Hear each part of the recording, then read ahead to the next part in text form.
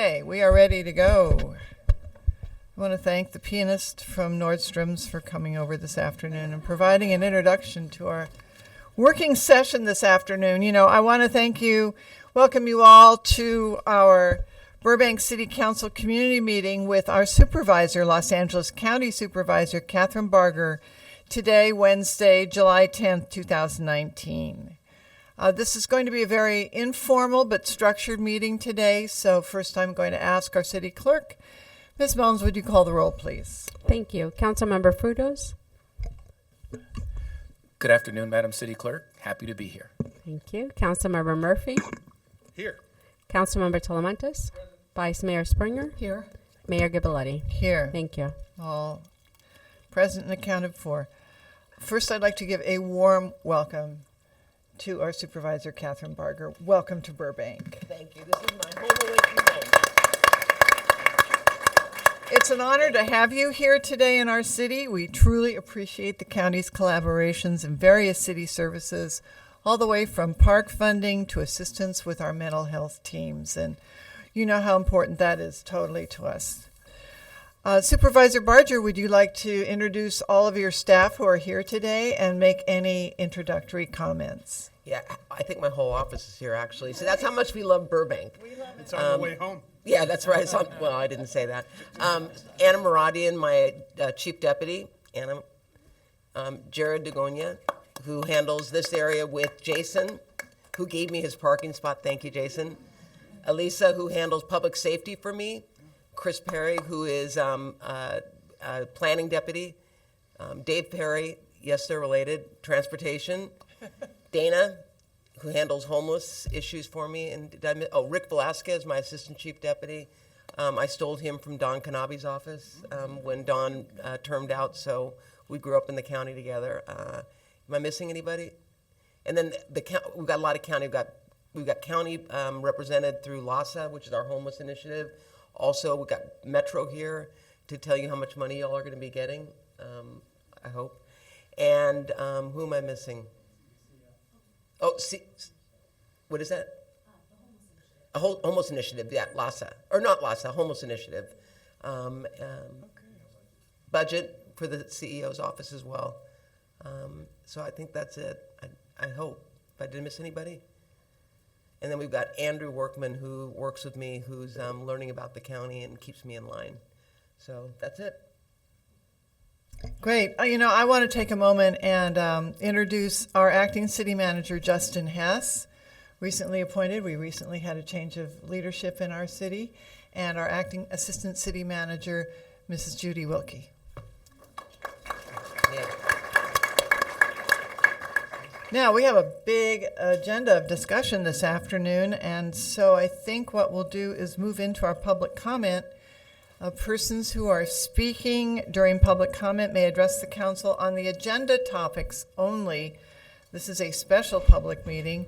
Please present a completed yellow public comment card to the city clerk, and the comments are limited to 3 minutes.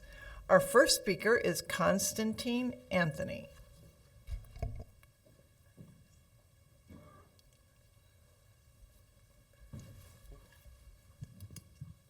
Good afternoon. Thank you for coming down. Thank you to all the staff showing up.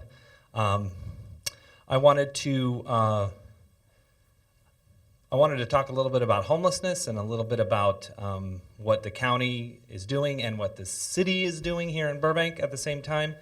But there's a concern of mine for the last, I would say, about 18 months. Your office, along with the rest of the county supervisors, have been trying to get a number of beds and shelters built in the county, at the county level, to trigger SB 1045. And I know last year, myself and a group called Southern Californians Against Forced Treatment, another group called Disability Rights California, and of course the ACLU, were trying to fight this expansion of gravely disabled. SB 1045 was able to make it through to the governor's office, and they have enough beds in San Francisco County to trigger SB 1045, and they've started implementing picking up the mentally ill off the streets and putting them into institutions, and it's it's filled with lawsuits. There's just a whole number of protests happening in San Francisco because of this bill. Even Scott Wiener himself is trying to add SB, I believe 40 is an expansion of this. He's trying to tweak it. So this whole thing has become sort of a nightmare up there. I know San Diego County, which could authorize SB 1045, they're refusing to do so. They think it's just a huge legal nightmare. But I still hear movement and talk coming not just from your office, but the supervisors as a whole, that you're trying to move forward with getting enough beds, especially with the building of the new mental health facility downtown. And my concern, you guys 2 weeks ago authorized a $30 million contract with the developers, the contractors who built, to build the mental health facility, and yet it's the same contractors who were hired to build the jail that didn't go through. And so hiring a jail contractor to build a mental health facility, it just doesn't sit well with me. And so I'm hoping that in our discussion and as we move forward, we can concentrate more on services, outreach, building supportive services, and even shelters in the outlying communities as opposed to just one giant facility downtown. We know that that doesn't work. We've got decades of research showing that if you take care of the homeless and take care of the mentally ill and the disabled in the neighborhoods in which they live and focus on outreach and services rather than enforcement, it works. The last thing I want to do is put all these guys in uniform, give them therapist hats, and have to go around and give mental health evaluations to everyone. That's not what they signed up for. So thank you for coming down. Thank you. Do we have any other speaker cards? All right, then that will conclude public comment. Let me ask. Oh, we have someone passing a card in.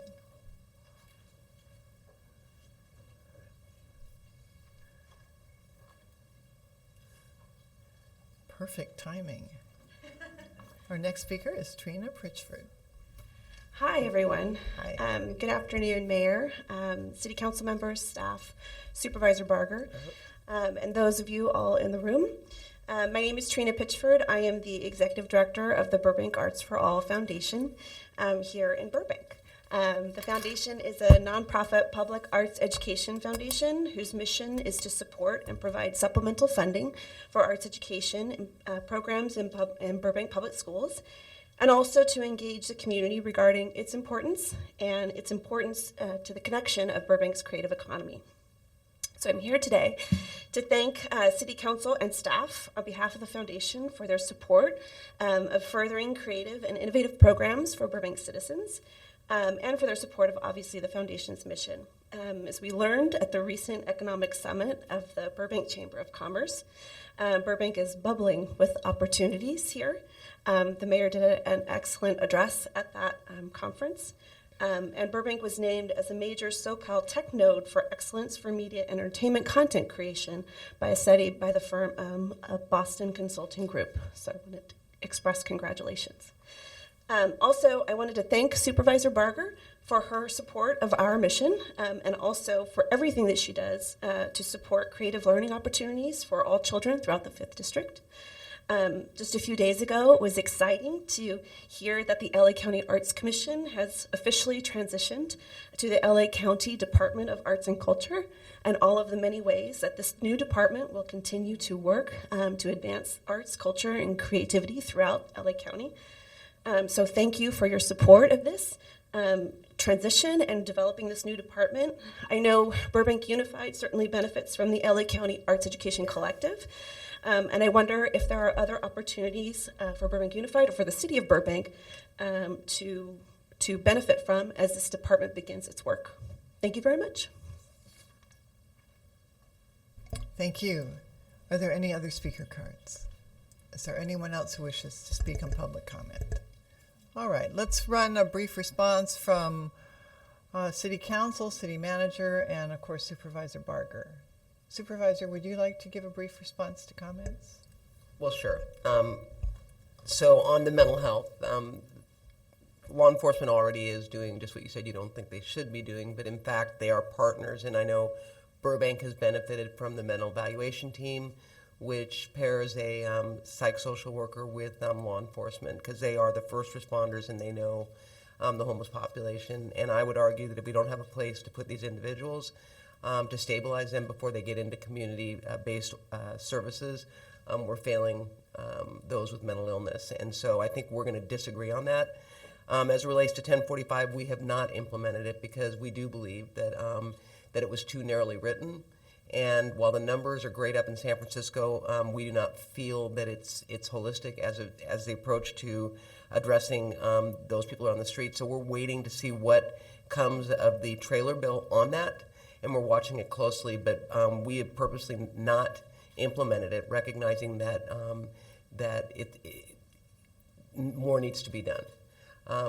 As it relates to capacity, just up front, I'll tell you, I'm working hard to build capacity of mental health beds in the private sector and pushing the state to put a waiver in place that will allow us to actually now bill Medicaid.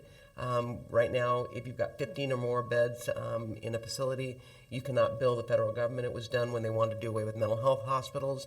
As a result, we don't have the capacity. So if your law enforcement wants to 5150 someone, or if the fire department tries to, it is like shopping around and finding a bed. The police officers are off the street for an extended period of time.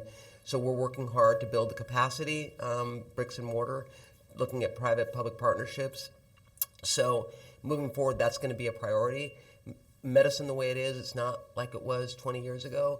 Our goal is to do short-term stabilization and then get them back into the community, get them stable housing, and help them live on their own. That is our ultimate goal for those that can. For those that can't, conservatorships, which is what Wiener up in San Francisco is really focused on, is going to have to be something that we're going to be pursuing and expanding on. As relates to the jail, to be seen. Our goal is to make it our jail is the largest mental health facility in the country. Should not be. But we recognize that we have to provide proper care and treatment. So the question is, how many locked beds that are under the jurisdiction of the sheriff, and how many are going to be straight hospital beds for mental health? That's still being drilled down. I would encourage you to provide your input, because we're still in the planning stages with mental health. Mental health is very much involved, as is DHS, as is the custody side of sheriff. So it's not written in stone. The money you made reference to is being provided to help facilitate the planning stages as it relates to what that facility will look like. So I'm confident on that. As far as the arts go, I'm excited. There are many opportunities. I think with this new department, you are going to see more money going into the community. Our goal is to really expose not only our youth, but just people in general to the arts. And the arts is not a one-size-fits-all, as you know. And so our goal, we've got a great director running it, and I think there's going to be many opportunities for you all and for schools to really refocus on providing that funding out in the community. We know that Music Center is ground zero for why people think they come downtown, but we recognize it's better to get it out into the communities and get the exposure out there and start young. So that's what we're doing. So I appreciate the thank you. A lot of that thank you goes to Dana on my staff, who works on the arts programs as well. We're excited, and I've got great commissioners, if I do say so myself, on that group that really are committed to the arts. And I would encourage you to reach out to them. I don't know where you went. Did she? Oh, right here. I would encourage you to reach out to my commissioners and engage with them, because they are very much involved in this. And as grants come out, apply for them. That's what they're for. We'll be first in line. Yeah, well, I know, we provided funding for the school district. Yes. My niece is a dancer, and I saw how it transformed her life. So I understand that it really is as important a part of the education as the books. Yeah, we're passionate about the value of art. Mm-hmm. Just that its presence is extraordinary in our community. Yep. Okay, if council has no comments, then I'm going to move on to item F on the agenda, which is moving into the agenda topics for this afternoon's meeting. The way this meeting is structured is each individual council member will present one of the agenda items, and then each item will be subject to any questions, and then, of course, all the council and Supervisor Barger who have questions or want to open up a greater dialogue. When we're done with that item, we'll move on to the next item with a presentation by that council member, and we'll thoroughly explore that, and so forth until we're finished with the primary items today for our discussion. So first is Councilmember Murphy, who will speak with respect to Measure A and the Burbank Parks and Recreation Project update. Thank you, Madam Mayor. Just wanted to give the supervisor and the public an update on how we use the Measure A funds that we received from the county. Microphone? Oh, yeah. I usually don't need one, you know? At least that's what my wife tells me. We have one project completed that's been a huge success, Earthmark Park over on Grismer. It's a very intensely intense area to live based on how people are closer together than on my block, I would say. So to have a park there, they have all new playground equipment. We rubberized the outside, all new structures. There's a big shade thing over the play area, and already the kids are just having a great time. The parents are there, and they're getting that tremendous experience. It was completed January of 2018, and it's been a huge success. Just in progress now, we're going to change the structure of the War Memorial at Mccambridge Park. It's very heavily used by the city for different presentations. Probably one of the most moving things you can go to on Veterans Day when they call out the names of the people that have made the ultimate sacrifice. It's impossible to keep your eyes dry. But there's going to be the demolition replacement of the existing pavement and the memorial. All the plaques are going to be refurbished, all new lighting, plantings, benches, irrigation, permanent service flags, construction of new memorials. And one of the things that I'm especially proud of is that our memorial covers each of the different wars. It also covers people who have died in service, who maybe didn't die in a war, and those people have been ignored in the past. And I know a couple of Gold Star families that, they just were not okay with it. So it's really good to see. But without the grants, without the money that you guys set aside for us, these would not have happened. And thank you, thank you, thank you. How much money, and I don't know, this be for you, how much money are you all getting from the recently passed proposition on parks? I would need. 400,000? I think what's unique about this round is that you can use it for maintenance.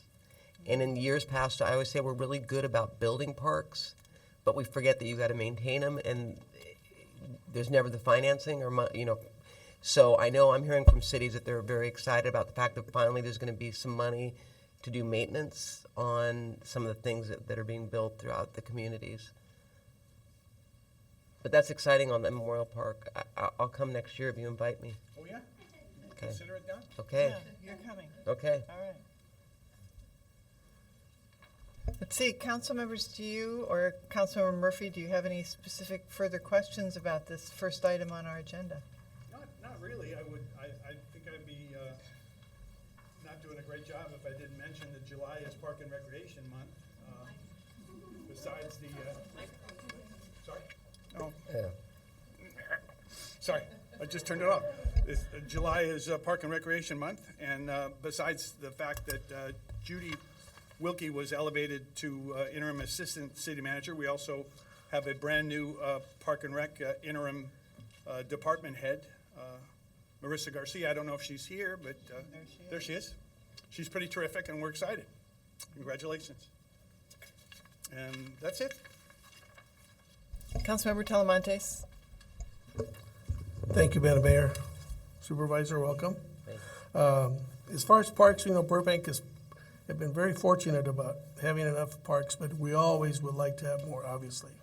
But being constrained with 18.4 square mile city, we're not making any land, so the only way to go is up. So we might figure a bridge over a freeway, where there might be a park. I know it was discussed in Glendale at one point. There was proposed to have a bridge over a freeway and build it for a park.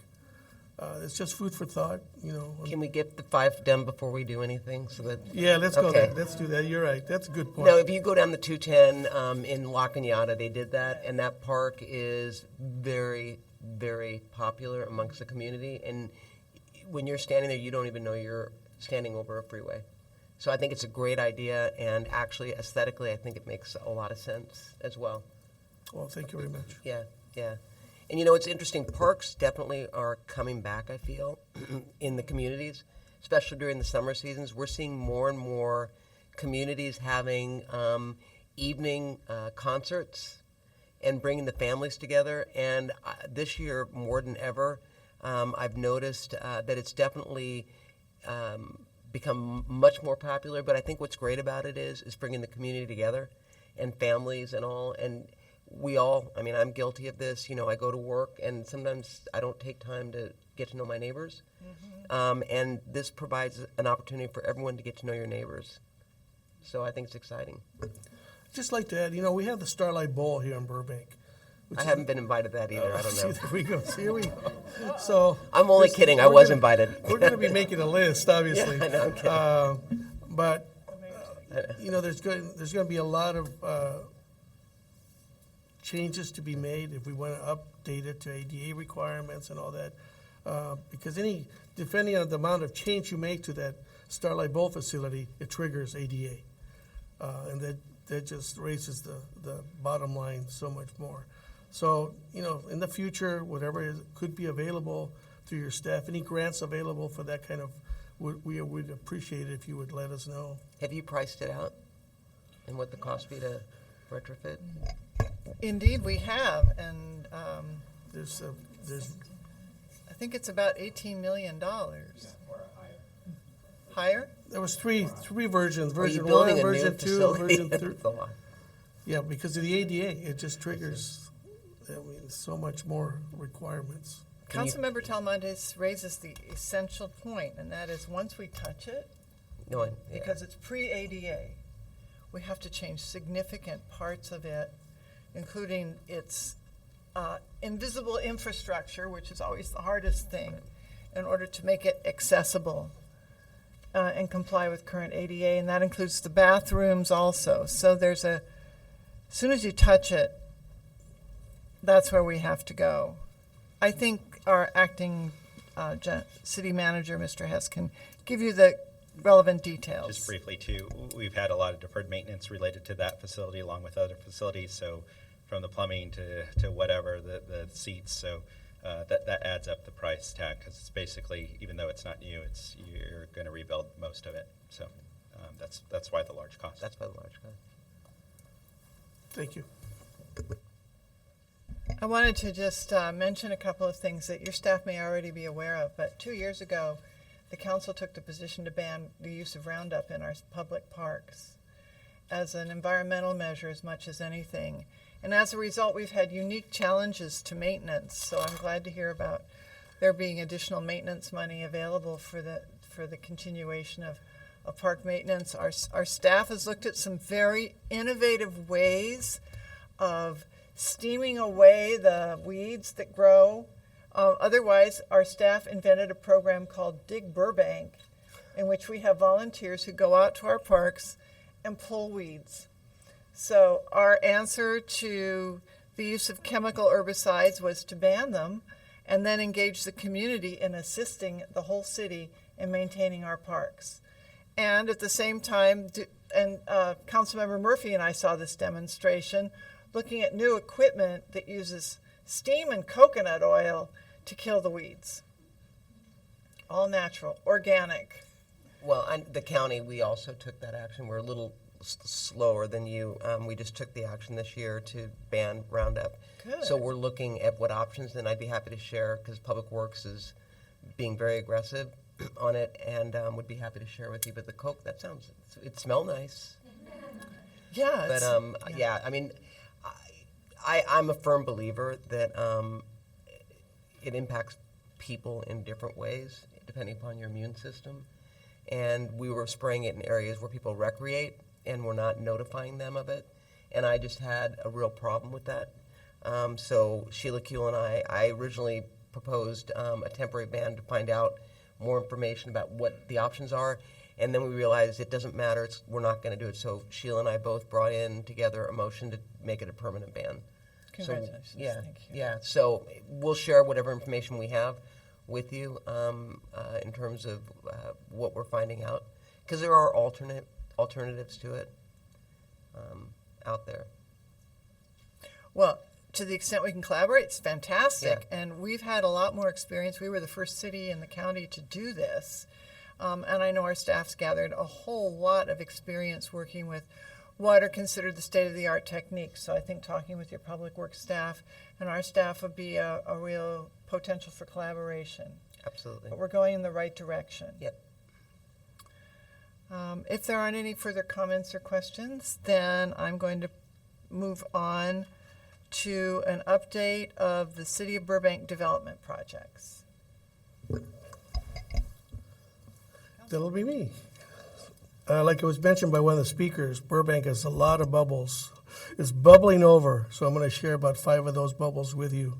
The first one is airport terminal update.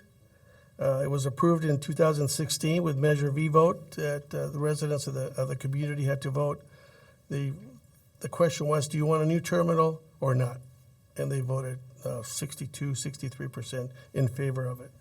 So that was very good. It still remains a 14-gate terminal, 355,000 square foot replacement. The benefit would be the new replacement terminal is needed to meet current FAA safety requirements, because the current terminal is too close to the runways, the center line of the runways. So an updated facility will provide an enhanced passenger experience, incorporates seismic safety and ADA features. The current terminal is 85 years old, so it's seen its best days, even though it's been, obviously it's been great for not only for the city, but the region and nation. A lot of planes were built there at Lockheed, and they were tested at the facility. So it's been great for the nation as a whole. Another project is the First Street Village housing project in downtown Burbank. It was approved in 2017. It's a 3 6-story buildings with 275 multifamily apartments, including ground floor retail, and 5% of the residential units are deed restricted to eligible moderate income households for 35 years. So that's very beneficial. Well, it's in the process. Yeah. So the community benefit would couple with the extensive public amenities. The purpose of the project is not just to build buildings to meet our housing demand, but to create a neighborhood within the greater downtown Burbank area. The AVM Burbank, which is the commercial property adjacent to 60 acres approximately, adjacent to the airport. It was approved earlier this year. In its office, retail, and hotel project will add the growing employment center that exists near Hollywood Burbank Airport. This will create over 1,000 new jobs, new construction jobs, and over 1,200 to 1,500 permanent jobs once it's built. So it's big. It'll benefit the region as a whole. Warner Brothers' recent announcement of the Second Century project. It was announced earlier this year. It's a 61-acre mixed industrial office, retail, and hotel project. I'm sorry. We're talking about Warner Brothers. Expanding to 2 LEED certified Frank Gehry design office buildings on the Burbank Studios lot that is adjacent to its main lot in Burbank Media District. The project is slated to be completed in order to coincide with Warner Brothers' centennial celebration in 2023. The new office buildings will be on the south side of the Burbank Studios property along the 134 freeway. This project will look to centralize approximately 4,500 Warner Brothers employees who are currently located on and around the main studio lot. The project will create a large number of construction jobs during the next 4 years. So we're looking forward to 2023. And the fifth bubble is the Providence St. Joseph's Medical Center Emergency Department and Urgent Care. It was approved earlier this year. It's replacing the existing 13,000 square foot emergency department with 2 new buildings consisting of 1-story, 34,500 square foot, 44 bay bed emergency department, 44 beds. It's large. And 1-story, 8,500 square foot, 12 beds urgent care. The new buildings will be modern, meeting new medical requirements, technology, as well as improved pedestrian traffic crossings with architecture that ties into the existing chapel. The project will create construction jobs and enhance medical offerings to the community as the city's only hospital, not only in Burbank, but it'll be a benefit to the region as well. Now, I'm going to get into a couple of our goals in regards to housing and transportation. Burbank has several potential projects in the queue. About 2,000 housing units, 2 million square feet of commercial space, 6 hotels with about 1,500 hotel rooms. Earlier this year, the council set a housing goal to build 12,000 dwelling units during the next 15 years along the I-5 corridor, downtown Burbank, Airport District, and parts of the Media District. Burbank is experiencing a job to housing imbalance where not everyone that works here can live here. We call this imbalance job rich and housing poor. However, we do not want to just build buildings. We want to build and protect neighborhoods by providing housing for all economic segments of the community, what we refer to as responsible development. We need to do a better job at facilitating housing developments with our employment population growth. This includes expanding regional transit network that benefits not just our local economy, but the county and state as well. Interregional coordination with the county and neighboring communities to enhance the transportation infrastructure to accommodate this projected growth will be the key to support regional economic growth and provide the efficient transport of goods and people. So Burbank's mission is to advocate for several regional transportation projects that improve commuter traffic generated by the city's large employers. That includes supporting an increase in Metrolink frequencies. That's been a discussion for a while. I know the mayor of Santa Clarita has been, yes. And working with Metro to develop a NoHo-Pasadena bus rapid transit corridor. I know that Metro's in the process of holding public scoping meetings. And our next scoping meeting, which is in Burbank, is Monday, this coming Monday, July 15th, from 6 to 8 p.m. at the Buena Vista Library. So overall, that's just a few, 30,000 view of what Burbank's doing right now. That's very impressive. And, you know, I think the challenge not only in Burbank, but I know in all of our 88 cities is being squeezed on the housing. And the lack of housing available to people that want to rent, especially, but even for those that want to purchase, being priced out of the market. And, you know, I've been very much upfront with the fact that I'm opposed to rent control because I feel, based on all the studies I've read, it does not help provide supply. The way you correct the housing prices is you build more so that the supply and demand evens out. When I bought my first house, I bought it under market because the market was slow, no one was buying. So they wanted to sell it. When I bought my next house, there were people bidding on it. And so it's hard to compete and the price goes up. So I'm a firm believer that we need to build more, and even the state has shown studies that show that, in fact, we are way behind what was needed to keep up with the population growth of the state. So I commend you on what you're doing, especially with the housing units and making it affordable. Although I don't, what is affordable nowadays, right? I mean, it's the definition is interesting when you go region to region, up in the Antelope Valley especially. But I support you 100%. As it relates to the transportation and focusing on that, you know, we are completely together on more frequency on Metrolink. And we have a study coming back. When is it coming back? This month. Yeah, at the regular board meeting that we studied the Antelope Valley line, which is the busiest transportation line. And I believe that we need a double track, and we need to have more frequency. And so I make you this commitment. Dave and I are working very closely and with my colleagues to push that through. And we are, I mean, I've got all the notes here, and I get a little ahead of myself. But you know, I've been meeting with state officials as well, talking about the benefit of investing in the existing Metrolink line. And because we've already got the right of way, but just straightening it out, especially from Burbank to Antelope Valley, and investing in 2 tracks so that we can have more express trains, and we're not beholden to the trains that are using it for commerce.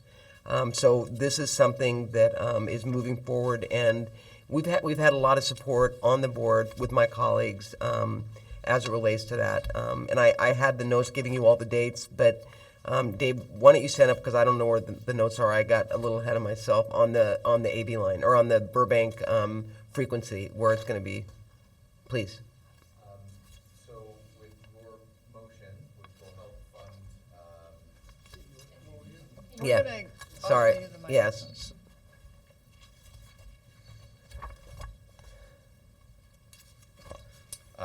with your motion that is in the queue, which will be coming this month, it will essentially fund to shovel-ready the first suite, if you will, of projects in the AV line study, which would run through scenario 3 and open up the possibility for hourly service and ultimately half-hourly service through the corridor here.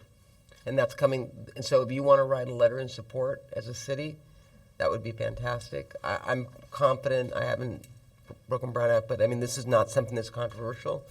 And Paul Krikorian and Aaron Najarian are very much supportive with me on this project. So I'm excited.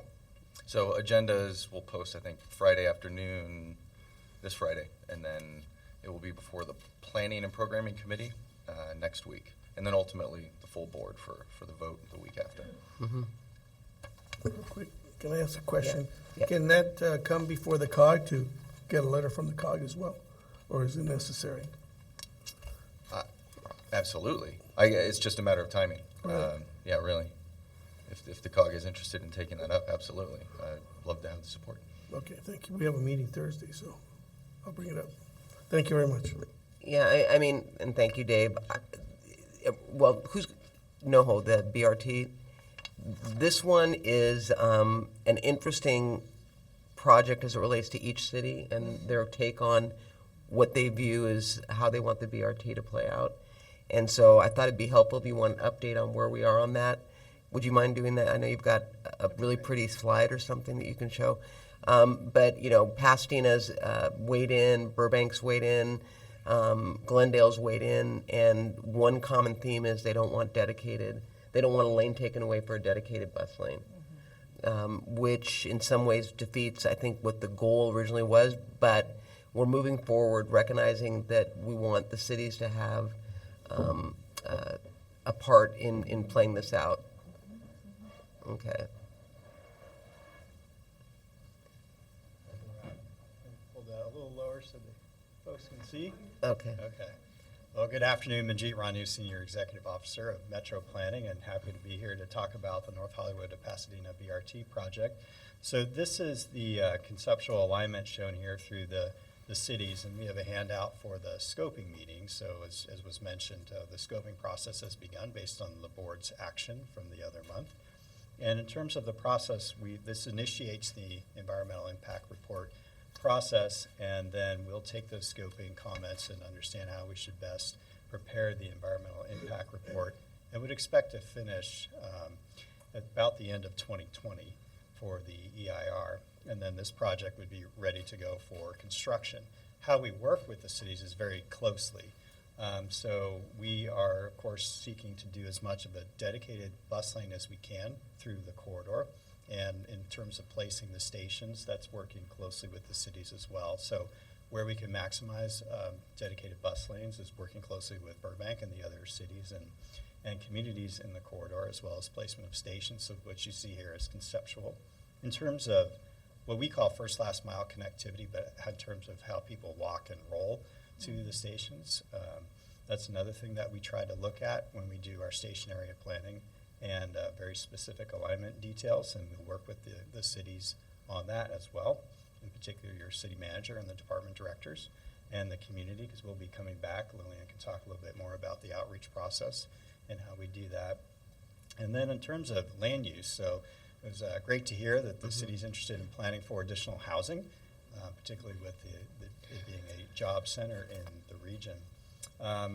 Metro we don't have land use authority, but we have land use responsibility because of this transformative infrastructure program, Measure M, that was approved by the voters. So we do like to work closely with the cities in incorporating what we call transit-oriented communities, or what is also commonly known as transit-oriented development, as we do the planning for these projects, so where there can be synergy between our infrastructure investment and your land use planning authority, we would like to work closely with you on that as well.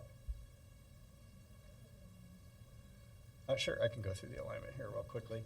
And this board is not quite as up to date as the brochure that Lillian will hand out in a moment, but in essence, it starts at the North Hollywood to Pasadena, that's the name of the project, sorry, the North Hollywood Red Line station, and runs down either Lancashire or Vineland, yeah, I forgot the name, and then would turn down the 134. Riverside is no longer an option that the board advanced into the project, so if we hear different comments through scoping, then we can consider that.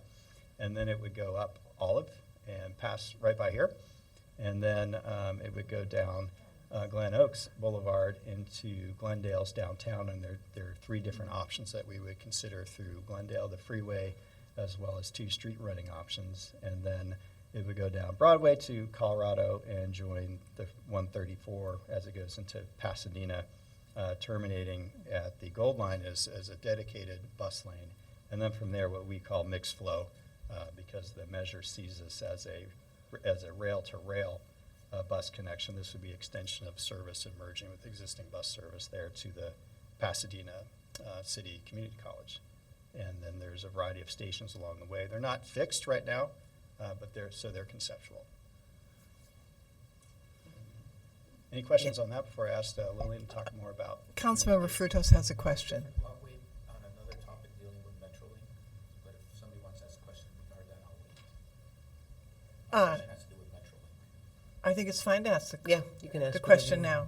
Okay, thank you, Madam Mayor. Thank you for your presentation. Supervisor, regarding Metrolink, is there any conversations, just because we've had conversations in our city that it's transportation that's bringing most of the pollution into our environment?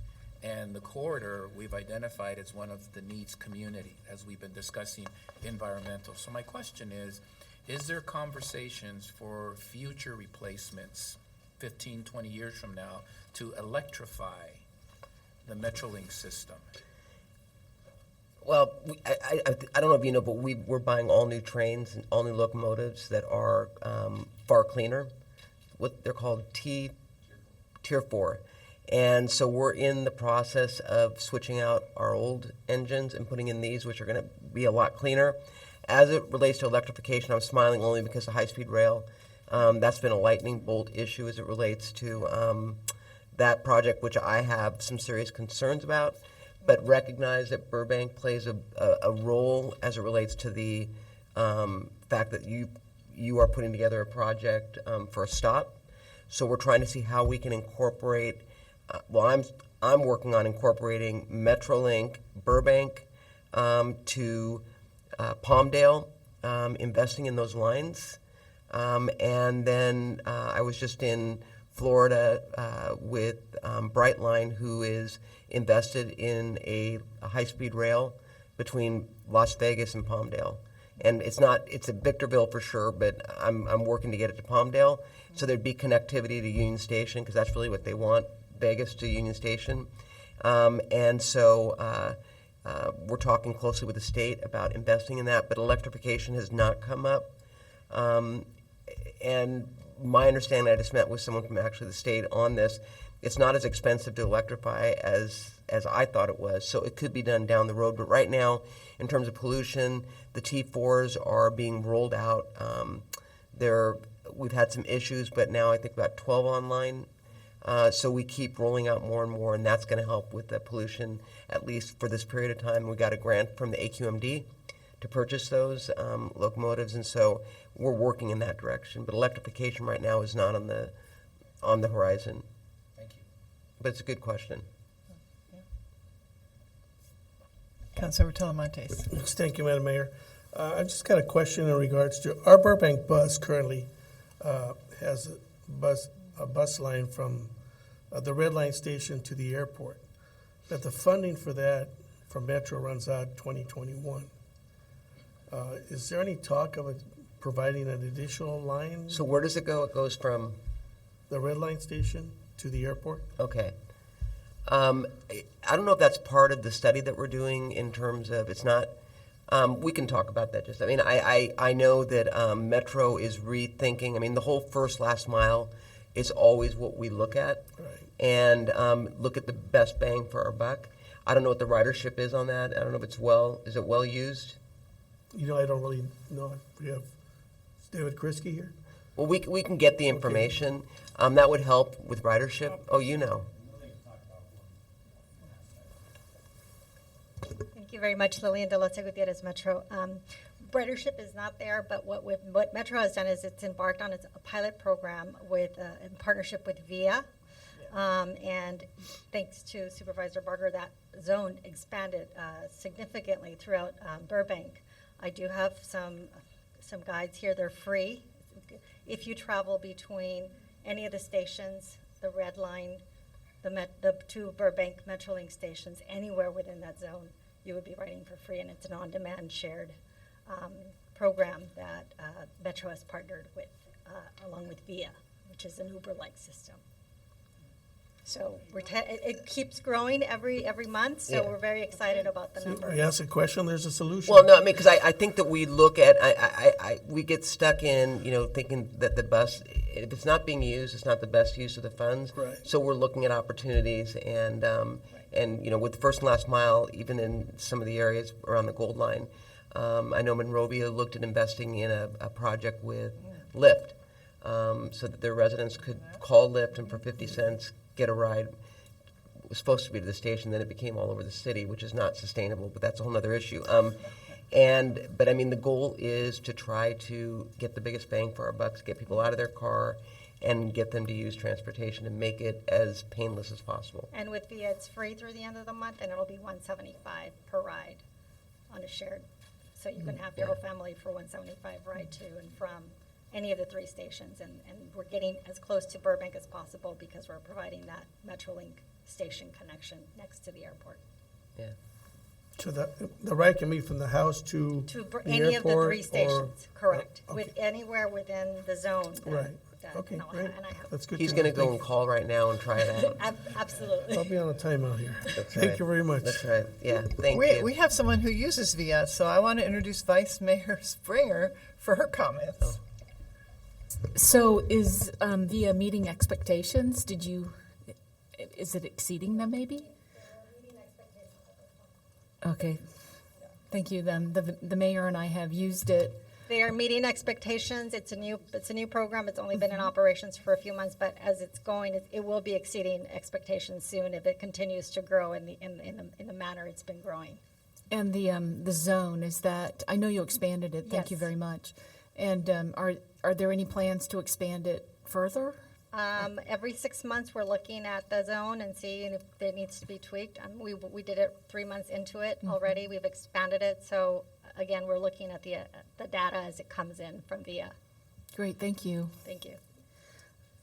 Oh, I have, I'm wondering if at the county level, like maybe with planning, if there's some guidance for cities to consider how transportation is changing, say, towards autonomy, and how that will change our roadway infrastructure and even the BRT and the need for our wide right-of-ways for cars, and if there's some county guidance on the emergency modes or the emerging modes of transportation to keep them safe. We'd recently considered regulating scooters, and we postponed that because we felt like we couldn't keep the user safe with our existing infrastructure. So I'm wondering, is there any guidance that seeks to integrate the emerging autonomy, differing modes of transportation, and the impacts to our right-of-way so that we can make changes and improvements in a responsible financial way? Well, I mean, we are always looking, not just the county, but Metro looks at transportation as it relates to transit-oriented development.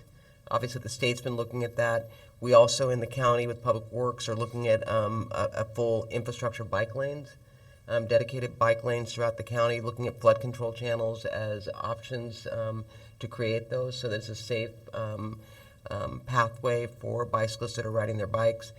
So we're always looking at that, and I know that autonomous cars are just around the corner, and that is going to change transportation entirely. And you know, Metro always looks at our ridership. Mm-hmm. Our ridership's down on our buses right now, but you know, it peaks and ebbs, and some of it's tied to the gas mileage. But what I tell people, and this is just my own personal opinion, it's the next generation that's going to benefit from all the infrastructure we're putting into play, because some people just don't want to get out of their cars. It's become a way of life, and it's a convenience, and that's why when we talk about B&L, our goal is to address the first and last mile and make it as painless as possible. And it was interesting because with Brightline, when I was down in Florida, we were talking about studies, and what they're finding is the experience, if it's the same amount of time that you're in your car or you're in the train, but the experience is positive, people are more inclined to go with public transportation. Mm-hmm. And so it's not anymore necessarily about time saved. And so I really took that to heart, because you know, we're always thinking about how can we get there the fastest, but if we make it a positive experience on Metrolink, and it may take 10 minutes more than being in your car, but the experience is positive, people are going to get out of their cars. And so we're always looking at that. As far as the scooters go and safety, my biggest concern in the county is that when this, because it popped up in my district first, right around the corner from my house, and for me it's a liability issue. We all know, especially the city and the county, that people can sue for any reason. So my concern is we had nothing in place to address safety concerns and all that, and we were a lawsuit away from someone getting hurt. In the county, we've got guidelines that are similar to the city of LA. And knock on wood, it's been so far so good. People still leave them in places they're not supposed to without penalty on the scooter company. I don't know if I answered your question, but we're looking at all options, but we're continuing to build on roadways. We're investing in the 5 freeway, so we're recognizing that we need to build an infrastructure, but you can only build so much roadway before you run out of space, and we're pretty much there. Right. I agree that we're there with existing right-of-way, but when it was mentioned that there's some pushback on having a dedicated lane for the BRT, and so I was thinking about autonomy and how some right-of-way projections that I've seen just have one vehicular travel lane, for a car with autonomy. And so I was wondering if that's being considered moving forward. Well, I think on the state level it probably is, because I think there was a representative up there that wanted a dedicated lane for cars that want to go really fast and are going to be traveling a long distance. I don't think that was as much for people that want to go really fast as they're getting ready to look at dedicated lanes for those cars. But here, I know of nothing. I don't know if Metro's looking at that. Are you?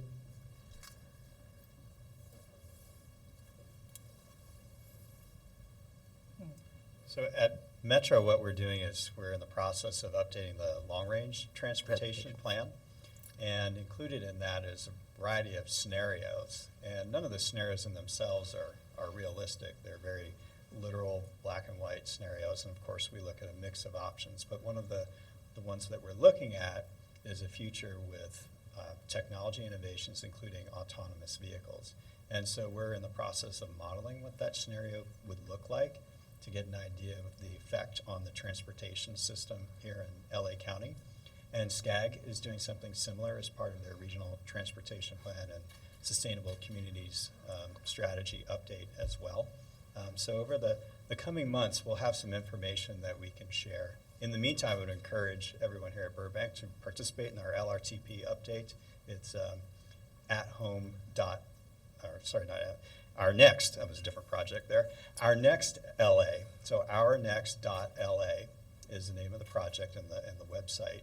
And you could go check that out and participate in that effort, and also sign up for updates so your constituents are part of the process and get the results and provide some input there.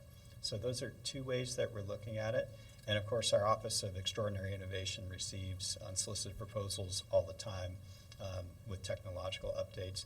Having said all that, there's always going to be a need for high capacity public transportation because of the population density in this county. And so autonomous vehicles are a very exciting innovation, and certainly the first improvements we're going to see are really in the realm of safety as opposed to truly autonomous driving. And that's going to be really important in these urban environments that we have here.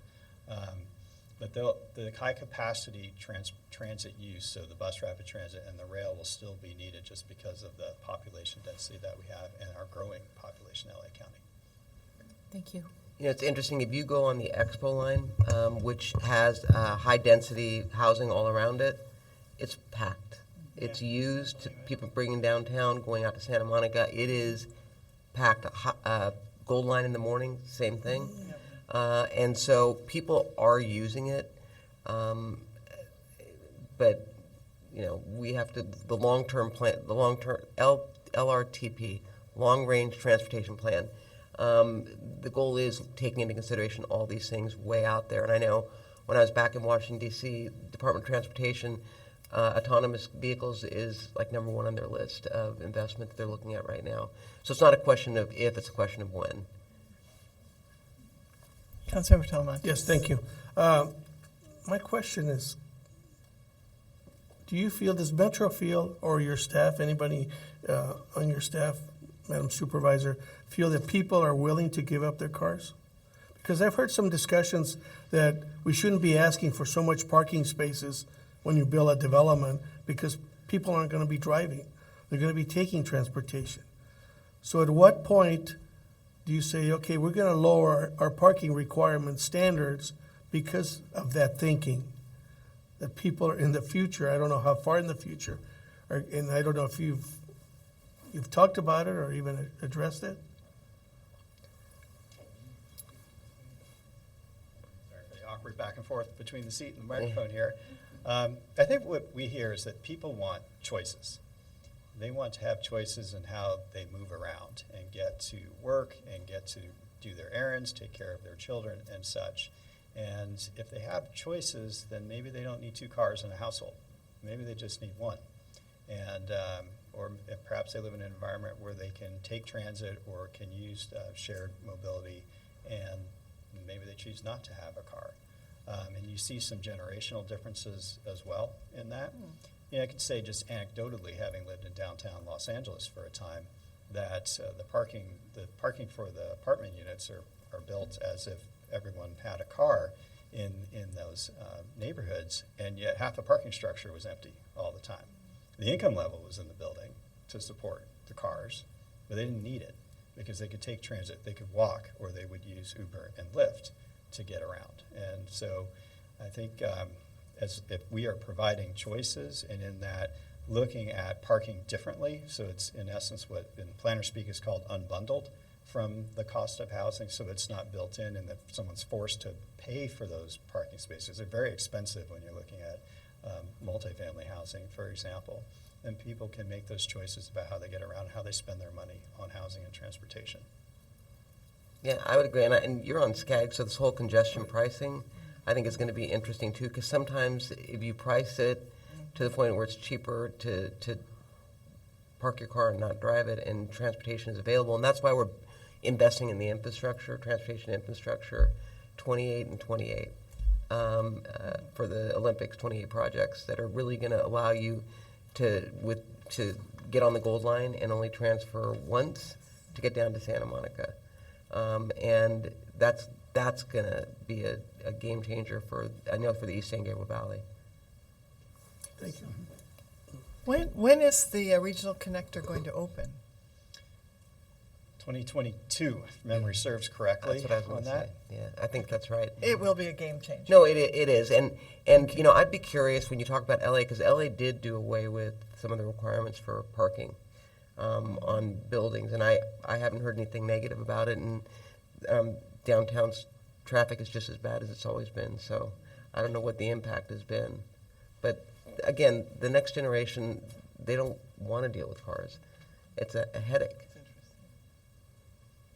Thank you.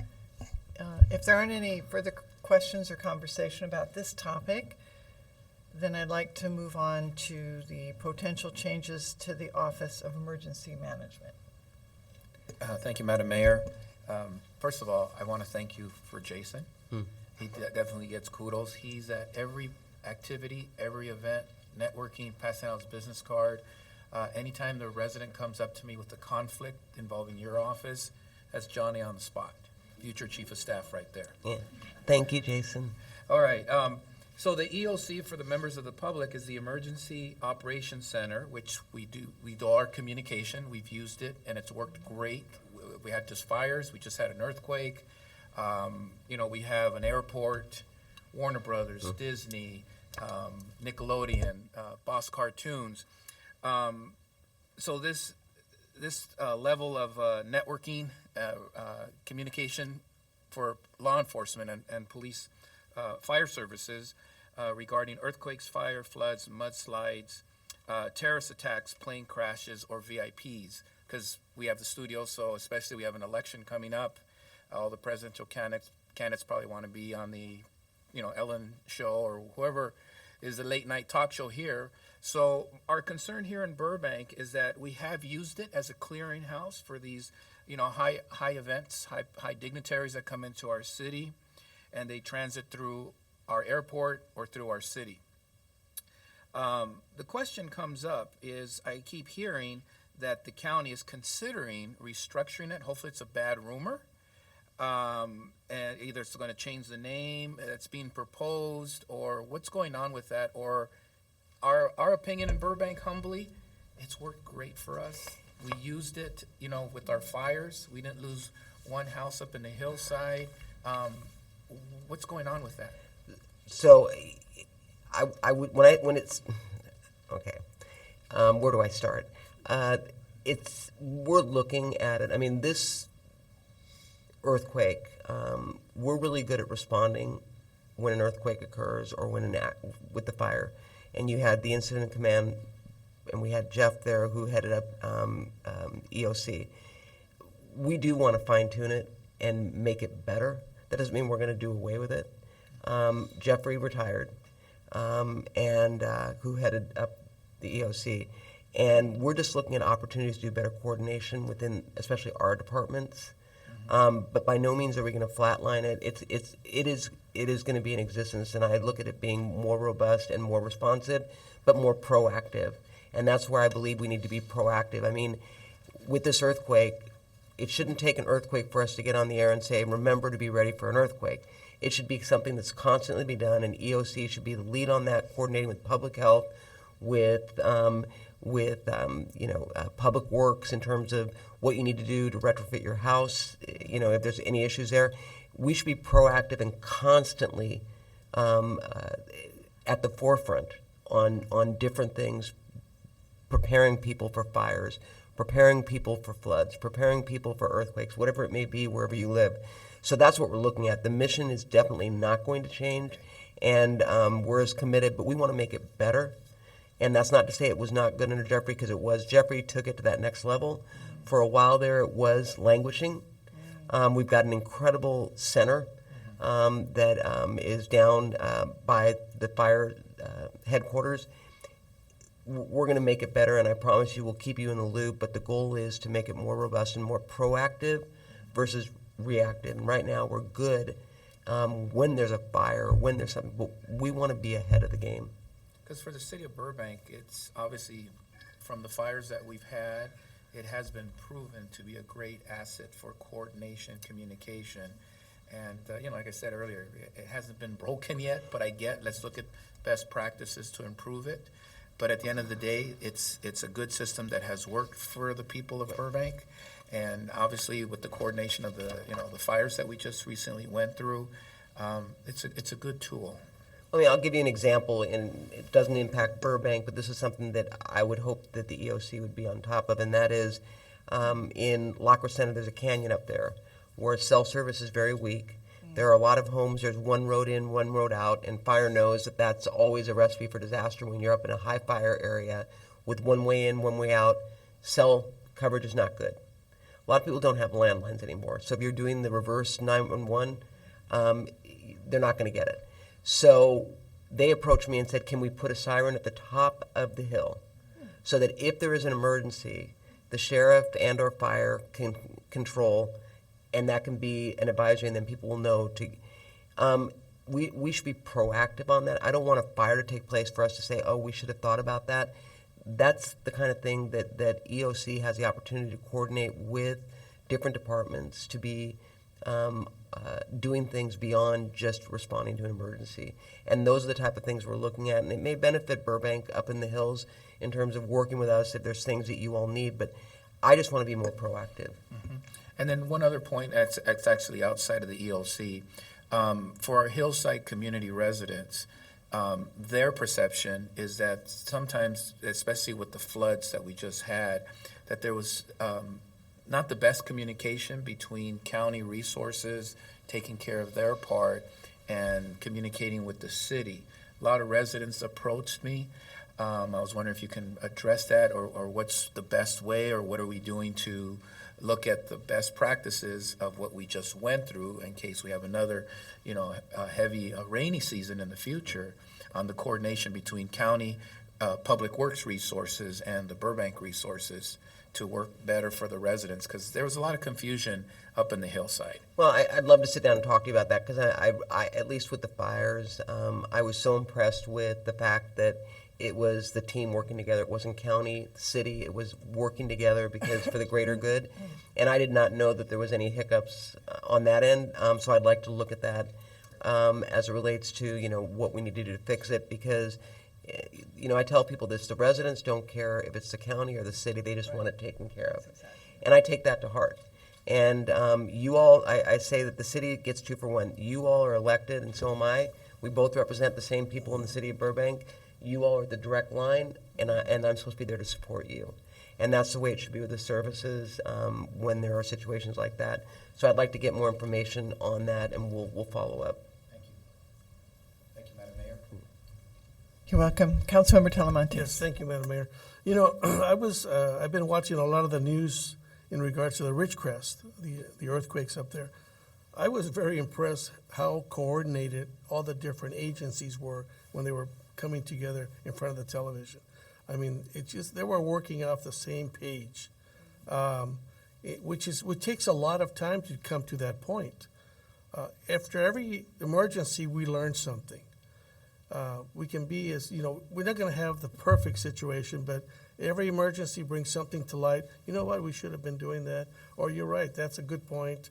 And what we found here in Burbank was that early on, when I was an early firefighter, a young firefighter, we had to carry 2 radios, the Burbank radio and the LA County radio, right? I mean, it was so, but it's getting better. I mean, it's getting better with 1 radio and different frequencies on it. It's working a lot better. So the coordination is there between the different organizations, between county, between LA City, in our jurisdiction, obviously Glendale, Pasadena. But it's one of those things, it's a learning process, and the more we get together and talk about it, because for years, and I recall this, we had the ranch fire here in Burbank. LA City responded. They wouldn't, our battalion chief was asking them to put some fire on the red stuff. We can't act until our battalion chief arrives. They couldn't do anything until LA City battalion chief got on scene and directed them to do that. I would be so fired if I was a firefighter. Yeah. It's just ridiculous, right? But now we've gotten through all that. I mean, we're working a lot better, and I think it's a great thing. And I saw that firsthand when I went out to the command post on the last fire, where Burbank and County and LA City were all in there, and each one was a chief, but yet when they were all together, it didn't matter rank. It was like, let's get it done. Let's speak with one voice. At least that's the way it came across me. I don't know if I left the room and they were bickering, but not when I was there. It was very seamless, and it was about protecting life and property. Thank you. You know, Councilmember Talamontes and I were talking about the presence of apparently an emergency band on the AM radio channel for Burbank. And I didn't know, or if I knew, I had forgotten. Band 1600. So as we explore these ideas and as you look at Emergency Operations Center, maybe there's a benefit to going back to the old-fashioned way people could tune into their radios or their transistor, their emergency radios, and get information from the county or the city about what and where to go. The earthquake in Ridgecrest was certainly a wake-up for us, and I really appreciate the continuing refinement that the county is undertaking with the emergency center operations. Maybe our band could be part of that solution, and maybe other cities have a similar opportunity. Completely agree. I mean, there's more that can be done, and thank God there was not a loss of life with this last earthquake, but it showed us that we need to be more proactive and educating the community about not just earthquakes, but just in general, being prepared. And we have opportunities that are missed opportunities with a dedicated department whose sole objective is emergency operations. That goes beyond the emergency. It's also putting in play information that's going to help people avoid issues. I know that would help police and fire as it relates to educating the public. Thank you. By the way, I love, your police and fire are the best of the best. We agree. Yeah? Are you? Yes, you are. They agree. Yeah, they are. We're going to move on to another topic that's been an effort on both of our parts. This is the homelessness issue, and Vice Mayor Springer is going to raise those points and discuss what the city of Burbank has been doing. Thank you for coming today, and some of this will be an update from the last time that you were here. And in 2017, we, City Council, approved a comprehensive action-oriented homelessness plan. And subsequently, we were among 20 cities that was awarded a competitive grant in 2018. And we used the money for feasibility studies, for interim housing, safe storage, access center, and a homeless services liaison. And we continue to develop partnerships with coordinated entry system leads, healthcare providers, and faith-based groups. And in spite of our efforts, our homeless population increased by 43%.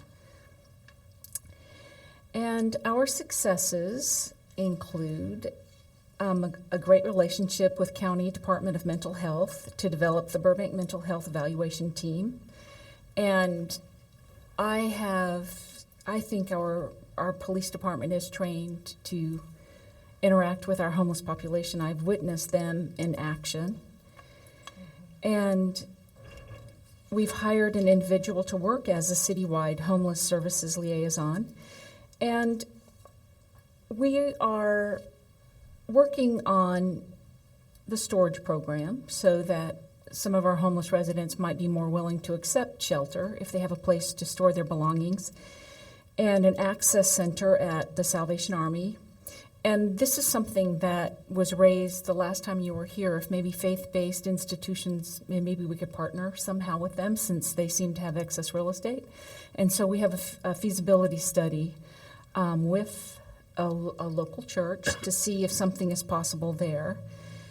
And we are in partnership with Family Promise of the Verdugos, and we've implemented a rapid rehousing program in Burbank, which offers subsidized rent, weekly case management, and other supportive services.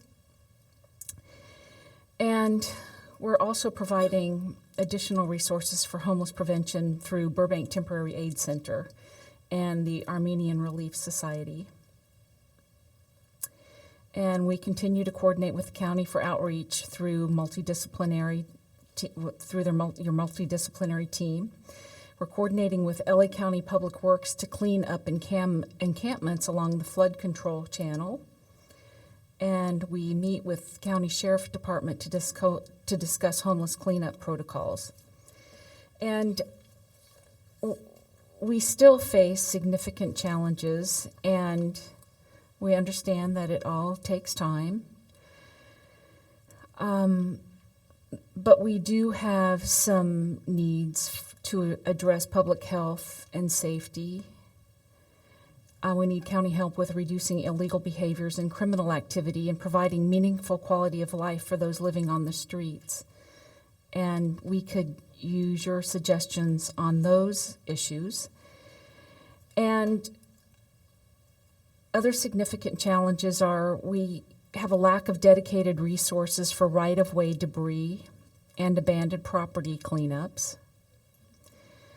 We need more innovative emergency bed solutions, such as tiny homes, prefabricated homeless shelters, and motel conversions. We need help advocating for additional federal and state resources for permanent supportive housing, vouchers, mental health, and public health and safety. And we hope for improved data sharing systems among service providers. So some of our questions are, what type of homelessness and mental health projects and programs does the County Board of Supervisors expect to see in the coming year? And can you please provide an update on the county's plan for the third year of Measure H? And what successes and challenges has the county encountered along the way? And what can we all learn from those? Thank you.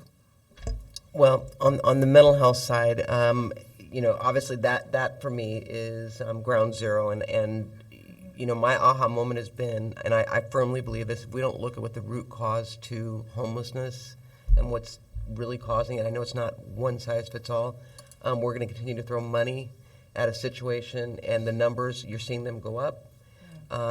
Just to give you, an example, we did not know how many foster youth are among those youth that are on the street, yet those foster youth are under our supervision. And if we want to fix it long-term, you got to figure out what's getting them on the street. So we are in the process of actually doing a better job of following former foster youth that may be homeless. But mental health is something, the MET teams have increased, and I'm sure that you all would love to have more.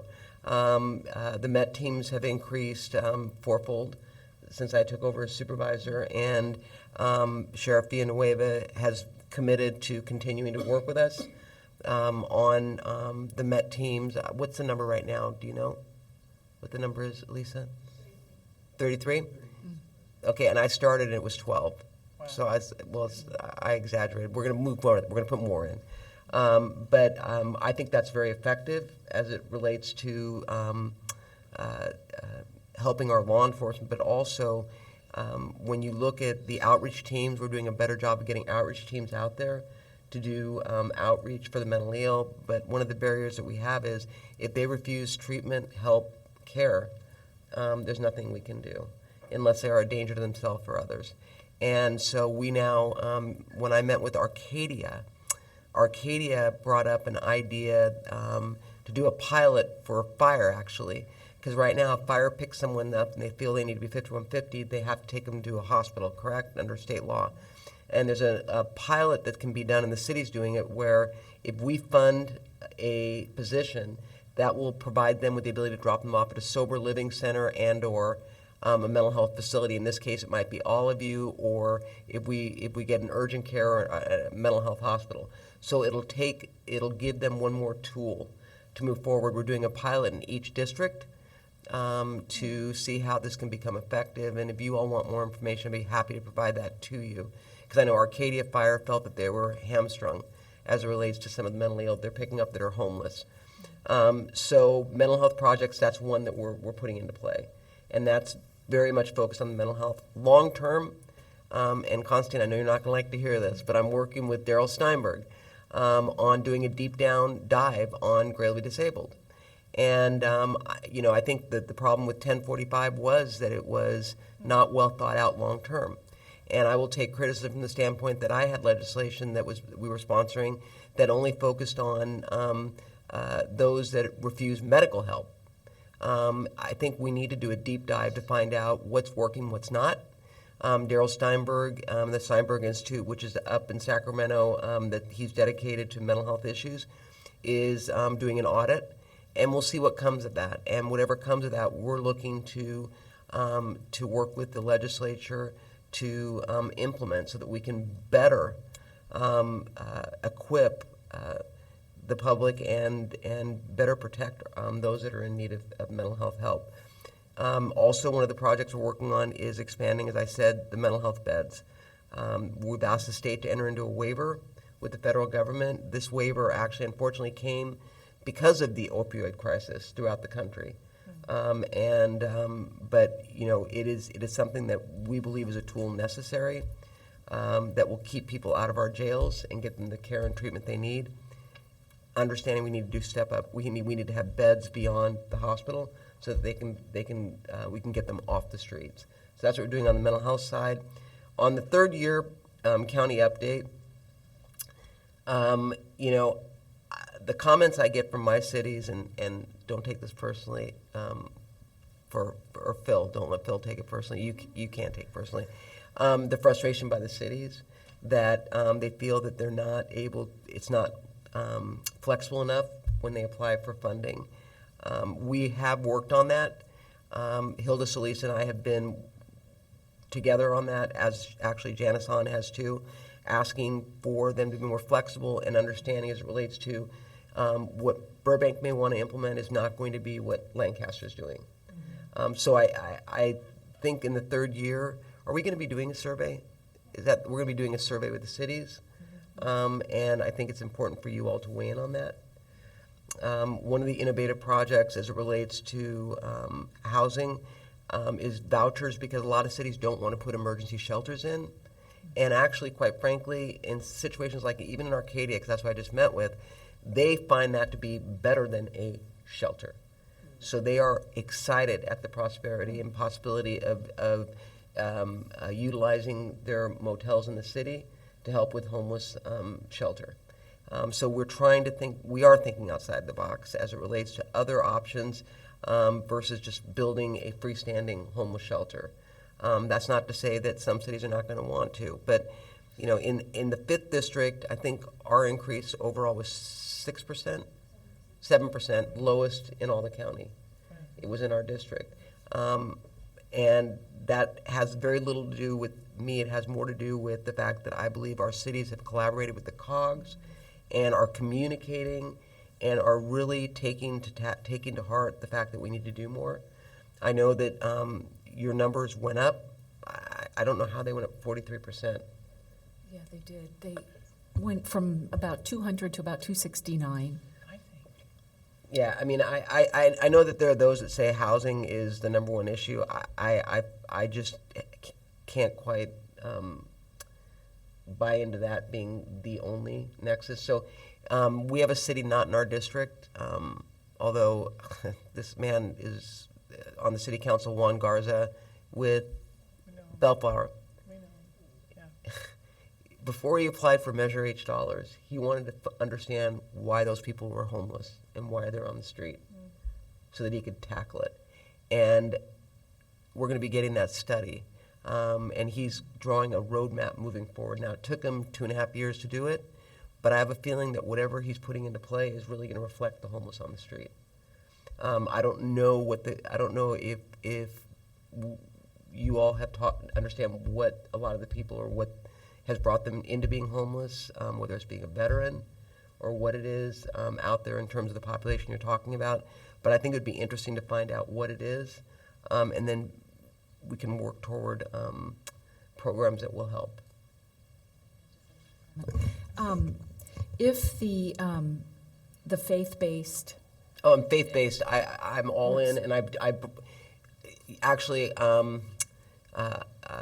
with Hilda Solis, I actually have been pushing this. I did it with foster youth, and now I'm doing it with homelessness. I believe that faith should be the least of our concerns in trying to get these people off the street.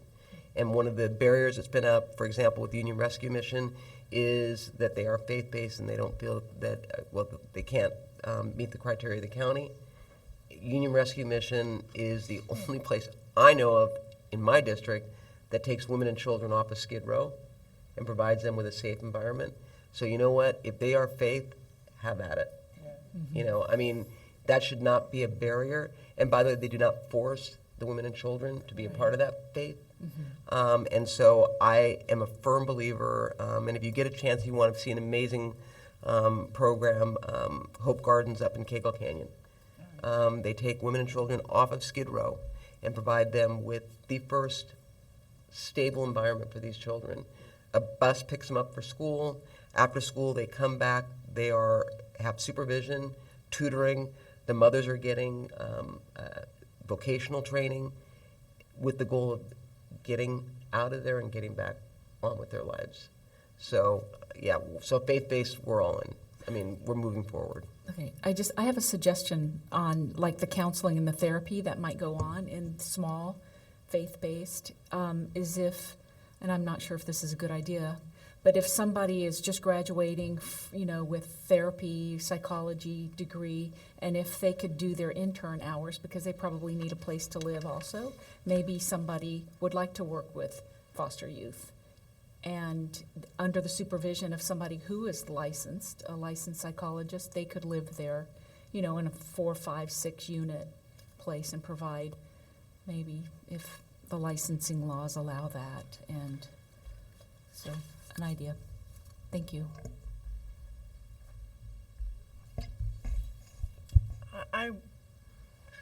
Councilmember Frutos. Thank you, Madam Mayor. Supervisor, I don't know if you heard up in the Bay Area, not San Francisco or Oakland, but one of the smaller cities. I was up in Sacramento a few weeks ago. I sit on the Public Policy Committee with the League of California Cities. One of the discussions that we were having is in the Bay Area, they're looking at their fire department and amending state law to allow firefighter paramedics knowing their district. So when they pick up a homeless person that needs medical attention, they take them to the hospital, but they know eventually they're going to go back to that homeless encampment or wherever they're at. They're allowing their firefighter paramedics to give them Tylenol, We're doing that right now. Up in the Antelope Valley, we have a pilot program going on. I don't know if you know Dr. Katan.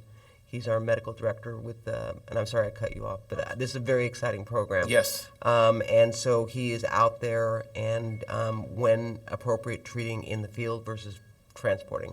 And it's not even just for the homeless, it's just across the board. Yeah. The Antelope Valley next to Central Los Angeles, 133 is one of our busiest stations in the county. And so we are looking to expand that, and we just brought in a motion, in fact, that we're working toward that end. And I think it's going to change how paramedics, because I don't know about you all, but in the county, I'm sure it's the same with you, paramedic is more than fighting fires now. And a lot of them may not need to be transported to the hospital. And so it provides that tool. So with that being said, as we're thinking outside of the box for the whole county, is there a possibility that those test case can also be moved into some of the independent cities with the funding to support the added training for the paramedics and, obviously the call loads. But I think it's a great idea because it does keep people out of hospitals, and it does allow our firefighter paramedics to be more involved with because they know what calls and how many calls they get at certain areas. I thought it was a great program, but I didn't want to really bring it up until I kind of had the right opportunity to discuss it. I think it's a great program. It seems to be working pretty good up north. Yeah, no, I'm a believer, and if I weren't, I wouldn't have brought in the motion I did with, I did it with Janice Hahn. As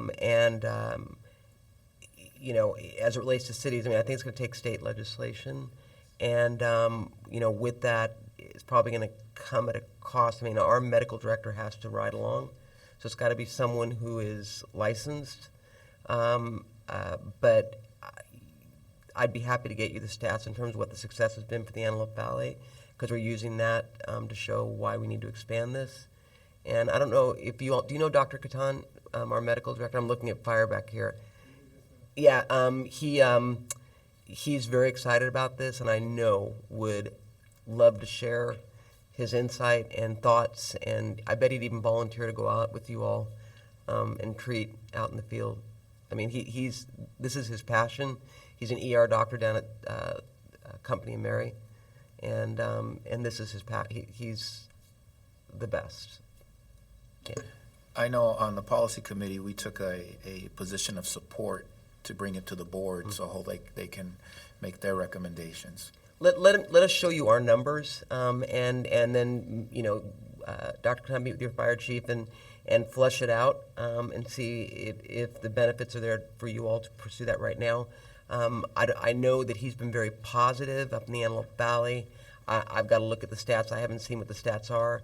And so when he was excited and the state legislation's moving forward, we decided that it's something that we should be aggressively pursuing, especially, I can't speak for Burbank, but in LA County, the cost is rising, and structural deficit is alive and well, and not going down. And so we've got to rethink how we're providing services that are going to be protective of life, but at the same time cost effective. Thank you, Madam Mayor. Yeah, that's very good. I'm glad you brought that up. Councilmember Murphy. I wanted to mention a program that was started by our downtown folks that are into the economic development, the Street Beats program. And we've had a really unusual side effect from that. The leader of the team is a mature gentleman, a lot of life experience. I think the last time I talked to him, I think that he had worked with 6 or 7 homeless people and returned them to their family. Making contact, following up, getting transportation, and getting them home.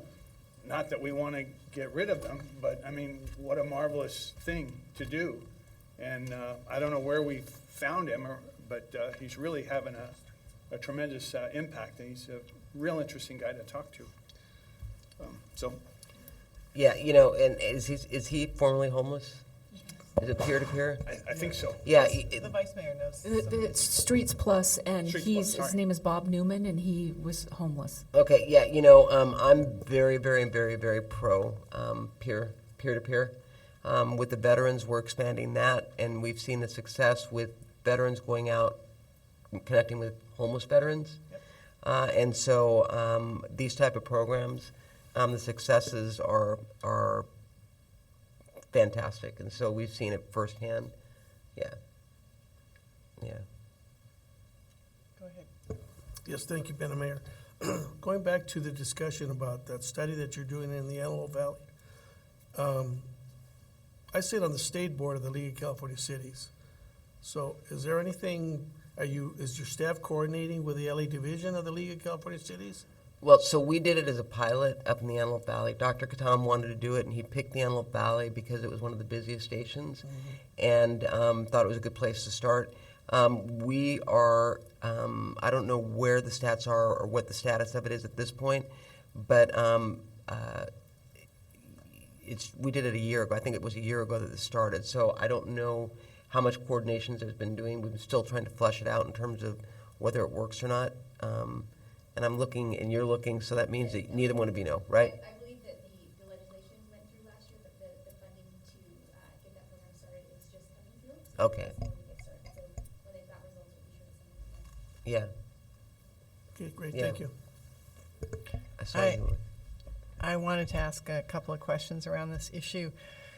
One question is to our own staff or to your staff who may know this. The new homeless count in Burbank surprised me as well. And I wonder if there were new criteria that were used this year when the count was done. So it's always been the same criteria. Well, I'll give you my opinion, then I'll let you give yours. Yes, I've done the give me- count 2 times in 2 different locations, and quite frankly, I was convinced the first time I did it, it's not a perfect science. Now I know it's not a perfect science. And in one city that I did it in, which I frequent, I know that there are homeless constantly there. They disappeared because guess what? They didn't want to get counted. That was in Monrovia Square. This year, an area where we felt there would be homeless, there weren't any. And yet, when I talked to other people, there were a lot of people. When you go to a trailer, you can't knock on it and ask them if they're in there. You count it. I mean, it's not a perfect formula. You can explain how it's done, but so I always kind of, you can. We don't bite. Come on.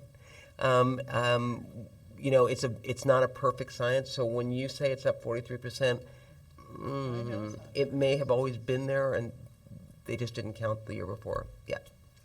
Sure, I would just say, I mean, every year we think the methodology of the count improves. And so we actually do think for a point-in-time count, which is what it is, it's a snapshot of one night or 3 nights of the year, but over the, one night in this region in particular. And so there is variability. As, the supervisor mentioned, people move from area to area. Sometimes people are more hidden if it's colder. There are many factors that go into it, and so we take it with a grain of salt that it's one capture. But the good news is that we have better data about more people experiencing homelessness in LA County because of the coordinated entry system. So we actually have real-time demographic information about people experiencing homelessness in Burbank and throughout the county that's captured beyond just a visual count, which is what the homeless count is. It actually is sort of engaging people, working with people, and getting more information so that we can know about the root causes of homelessness and be able to best serve people who are experiencing homelessness. Yeah, and I'm glad you brought that up. Yeah. And very good. Thank you. Well, the other question I have, and this is again for staff, because our law enforcement probably know all the homeless who are in our community, and also Mr. Gonzalez and Ms. Leyland, who work with the homeless and Ascensi all the time. And I wondered if either the chief or our CDD staff could provide just a kind of summary profile of the percentages that you observe, what the issues are for those people being homeless. How much of it is mental health? How much of it is drug addiction? How much of it is being chronically without a job? And I would invite the staff to come forward and maybe give a summary profile.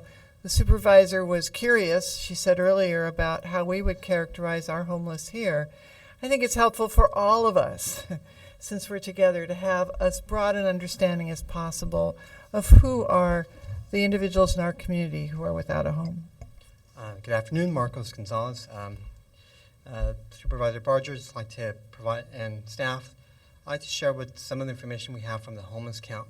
From what we know, that the people that are unsheltered and people who are sheltered, there's 208 people that are unsheltered in Burbank. Those are those that are living in encampments, in trailers, or living on streets, under bridges. And we have another 80 that are sheltered. So those that are sheltered are transitional housing, families, individuals, and it also includes those that are going through the shelter programs. So this could be through a church that reports the numbers to LAHSA.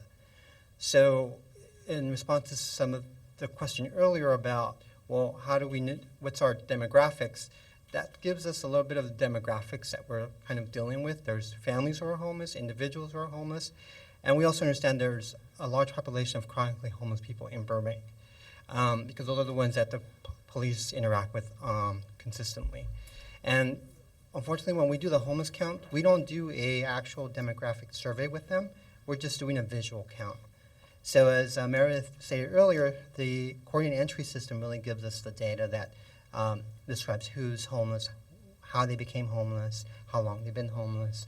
But what I can say is that some of the causes for what we're noticing a lot from the service providers that are working here in Burbank, some of the causes for people becoming homeless is because there's the rent's going up, and there's no system that can support them quickly enough to help them pay their rent. And Are those for the continuously help pay their families? rent. This is people who are renting.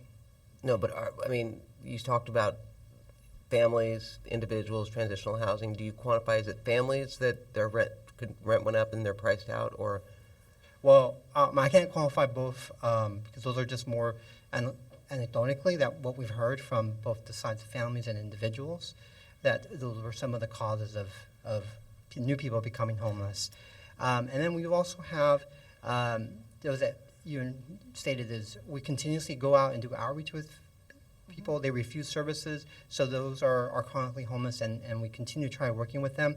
And we've had some success where we've had, in the last month, we've been able to place 5 individuals in with the permanent supported housing voucher. And we've also been able to, as Mr. Murphy mentioned, send some people that wanted to go home, providing them the transportation to get back home. So, I mean, that's the information I have as far as some of the demographics, and I'm sure maybe police can give you more data. But on the mental health percentage, we're using an average of 40% based on the demographic information collected from the point-in-time count, and that's about what we estimate on people that might be suffering from mental illness that have been diagnosed. We know there's several that have not been diagnosed or have substance abuse issues that they won't disclose to our outreach teams, but it's noticeable. And then, you know, it's 10 of 4, and I have to be, can we do a hard stop at 4? Only because I've got a commitment at 5. Okay. We can. I didn't realize how late it I'm was. going to invite Captain Albanese to come up. We can be efficient. Okay. Yeah, no, I didn't realize that it was, time flies. So from a law enforcement perspective, when our officers are engaging folks that would fall into the homeless category, either a radio call, observation, follow-up from our mental health team, it is a complex problem.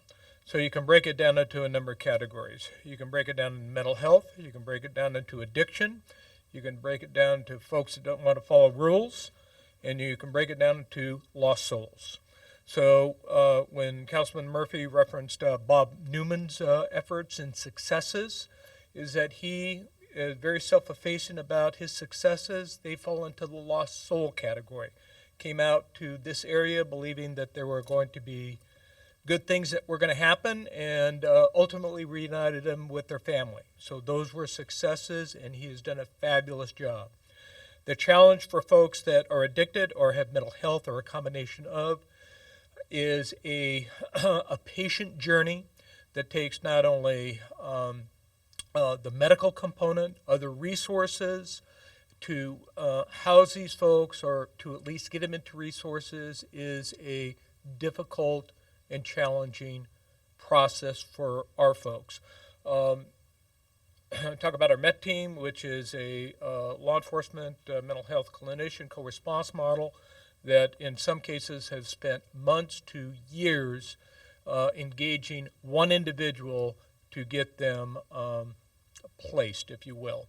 You all recall Richard Spalding, who everybody knew in the city, who placed himself at the police station. He had some obvious medical issues, mental health issues. He's an American veteran. It was a heartbreaking story, and it took 2 years, Jeffrey? A full 2 years of almost daily interaction with him to get him placed. That's working with family, working with him, and when he was ready, he was ready. So it's a complex problem, as we all know. There's not going to be a quick fix. But I think that the categories that that I just shared with you, I think is pretty accurate, and it's a constant grind with all the city resources, the county resources. We've been pounded on the state's door to get some help, and moving forward, we anticipate that we're going to get some support for another mental health team because we've had successes, but it's not only police, fire, CDD, it's a collective effort. And it's just going to be a patient journey. So I wish I had a quick fix answer for you, but I don't. Just a quick snapshot is that homelessness in June, handful of drug arrests, outstanding warrants, drunken public, petty theft, disturbing the peace. So that sometimes there's crime associated with their behavior. You can associate it with mental health, mental illness, addiction, a combination of. So that's kind of a quick overview. Does that help? You got it. Thank you. I'm going to just move right into the last section, if that's okay with you all. We can do a whole meeting on homelessness, obviously. Yes. Let me just say how much I appreciate Burbank and how engaged you are. I mean, you put 3 units in for family. I mean, you do things. You put your money where your mouth is. So I want to thank you for that and know that we want to collaborate with you. So, not the end. Just to piggyback on that statement, I've seen it over the years that we are so proactive that we don't qualify for additional monies because you're already doing it. We're going to change. So thank you very much. Since the county adopted its 1920 budget, my question really has to do with what opportunities you see the county affording local governments like Burbank for programs and services. Can you elaborate on? I don't know what Grants, are you asking new for money? grants, whether or not from the budget Is that what- adoption, is that what- we'll be asking for money in all Because categories. we closed our budget, balanced budget, and I'd like to brag a little bit for the first time in the county. Since I've been here for 30 years, we have an double A plus rating from all 3 agencies, Fitch's, Standard & Moody, and what did I say? Anyway, the 3 big ones. And that's the highest that we can get because we own hospitals, so that's very significant. So we closed our budget this year balanced, and we put aside money for the rainy day fund because what goes up may come down, and we need to be prepared for that. But in terms of money, can you be more specific? Oh, I don't know. Sometimes the county sponsors buyback programs for weapons, or the county provides recycling opportunities, or maybe additional funding for affordable housing. Well, I mean, we're always looking at that. And CDC, we're looking, Community Development Commission, we're looking at how we can better leverage funding to help with the housing component of it. The one key player in that is the federal government, and they haven't been real consistent with their guidelines, and when they are, they change them. So that's been something that I think we've all had to suffer with, both the state and the county. But where there's opportunities for buybacks and things like that, we literally just approved it in July, and to my knowledge, nothing's rising at the top of my head. But that doesn't mean, just because we adopt the budget, doesn't mean that throughout the year we cannot put something into play. So if there is something, Mr. City Manager, that you all are thinking about that you feel would be a benefit, especially if it relates to sustainability and the environment, please reach out to us and talk to Jason and Jared. Supervisor, in the interest of time, I think I'll just wrap up our afternoon together, and if council members want to make final comments, I'll tell you I have a to-do list. I want to be sure you're invited to, I know, I've to got the the to-do list, dedication of too. the War Memorial. And also we want to get information to your staff in terms of a letter of support you were inquiring about earlier.